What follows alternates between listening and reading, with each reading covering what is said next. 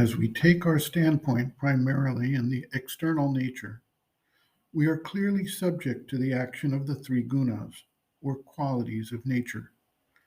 These qualities do not remain constant and are ever changing, and they then determine the type of reaction and action an individual has in any particular situation or provocation. Thus, depending on the predominance of a particular quality at any point in time, an individual may exhibit totally different responses to any situation. Developed tendencies or capacities of the individual may cause him to respond characteristically along certain lines, but this is no guarantee that under specific circumstances he will always respond that same way. The capacity to respond to specific types of vibrations resides in certain centers, called chakras in the Indian tradition, and thus, depending on the guna that is predominant at the time, the response may be the highest or even the lowest form of response. We frequently hear that love and hate are so intertwined that the person we hate may turn out to be the greatest love at some point, and vice versa. Generally calm individuals may find that under certain types of provocation, they become enraged. Those who have developed the firm standpoint of the witness consciousness, separate from the external nature and its reactions, are better able to control and manage these responses, and thus avoid becoming fully engaged with the source of the provocation and the response thereto.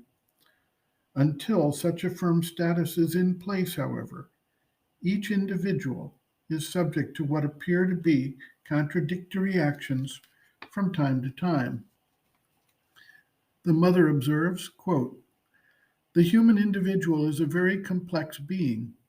He is composed of innumerable elements, each one of which is an independent entity and has almost a personality. Not only so, the most contradictory elements are housed together.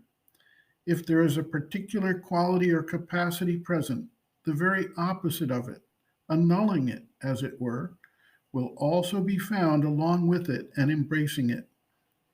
I have seen a man brave, courageous, heroic to the extreme, flinching from no danger, facing unperturbed the utmost peril, truly the bravest of the brave. And yet I have seen the same man cowering in abject terror, like the last of poltroons, in the presence of certain circumstances. I have seen a most generous man giving things away largely, freely, not counting any expenditure or sacrifice, without the least care or reservation. The same person I have also found to be the vilest of misers with respect to certain other considerations. Again, I have seen the most intelligent person, with a clear mind, full of light and understanding, easily comprehending the logic and implication of a topic, and yet I have seen him betraying the utmost stupidity of which even an ordinary man without education or intelligence would be incapable. These are not theoretical examples. I have come across such persons actually in life." End quote.